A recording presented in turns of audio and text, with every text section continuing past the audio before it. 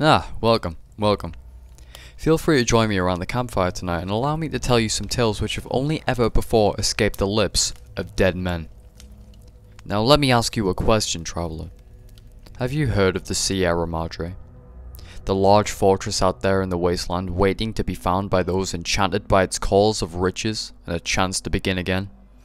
These rumoured riches are at the cost of lives, sanity, a grave danger. With these rumours of riches and the red smog that surrounds the building and its villas, also comes whispers of the living dead, stumbling through the streets of the fog, eyes glowing, sometimes wielding spears, dragging those they capture into the depths of the service tunnels. My name is The Wanderer, and on this frightening Halloween night, we discuss the rumoured living dead of the Sierra Madre, the ghost people.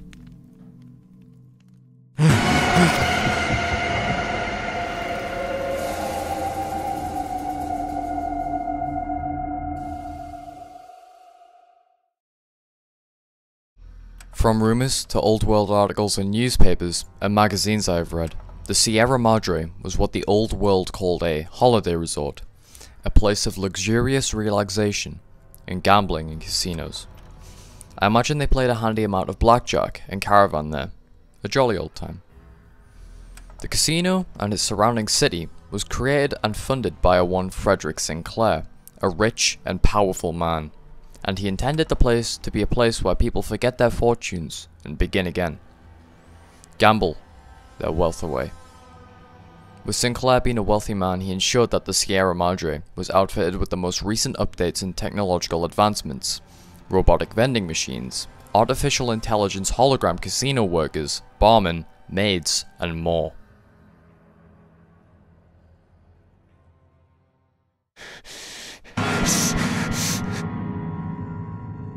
The most intriguing of the additions to the Sierra Madre was the hologram security. The security units were made to stop possible cheaters, thieves, communist invaders, and more breaching the casino and its vault. These holograms were able to fire laser bolts from their head and could not be defeated with simple bullets. Even the Tesla cannon is useless against these holographic marvels. I don't even know myself how one would go about defeating these security holograms. Lord knows if there's a way.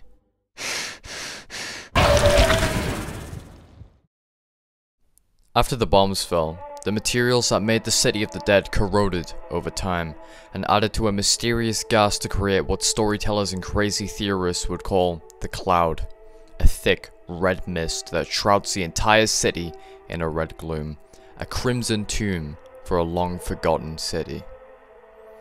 But there is more to this mysterious cloud than it seems. The cloud is toxic to humans, but why? And how? These questions may never be answered, but let me tell you the story of the workers at the Sierra Madre. I heard from a few caravan tales that during development of the Sierra Madre, the pipes and parts of the ventilation shaft began to corrupt and erupt crimson gas. This gas made the workers sick, causing them to cough viciously and vomit. They were admitted to hospital, in which it was discovered that the workers had suffered from lung and tissue damage due to the mysterious gas. It was from this point forward that the workers were required to wear protective gear to help prevent the sickness from this gas.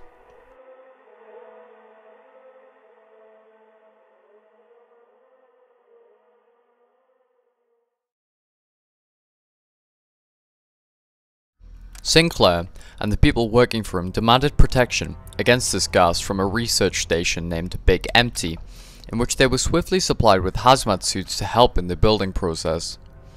These suits gave the wearer a somewhat night vision effect from the visor to help see through thick smog, and were made of a brown material on the body. The workers, once supplied with these suits, got back to the creation of Sinclair's masterpiece. This is where things began to get even worse for the people who were building the Sierra Madre. The suits were only in a prototype stage, requiring more work to make them a fully operational suit. They were clunky and required way too much effort to move, and when exposed to the red gas, the suit's zipper function that the workers used to enter and exit the suit was corroded, causing the only way to get out of the suit to be lost. The workers were trapped in the very thing that was made to protect them. What's even worse is that this red gas corroded the main parts of the gas mask, rendering the suit practically useless against the gas, as well as the suit being tricky to walk in. With that, these workers began to mutate after the bombs dropped, turning them into stumbling, ghoul-like people.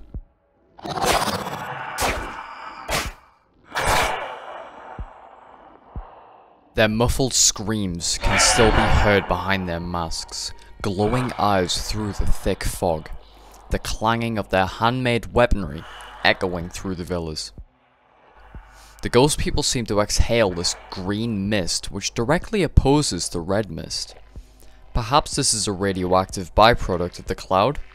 No one knows.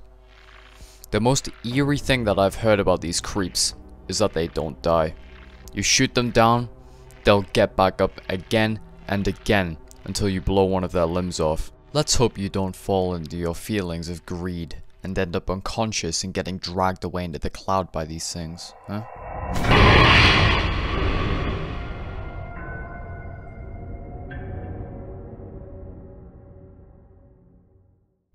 It must be sad, the rotting and decaying body of someone who was just doing their job, presumably having people they loved and care about once in their life, trapped in a tomb in the shape of a hazmat suit, cursed to be immortal and retain their consciousness, a victim to the sleazy dealings of Sinclair and the failures of the scientific researchers at Big Empty, doomed to walk the streets of the Sierra Madre villas, longing to be set free by those needy enough to begin again.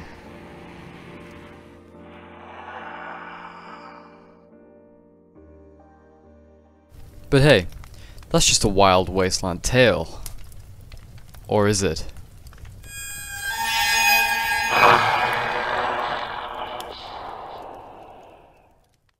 Happy Halloween.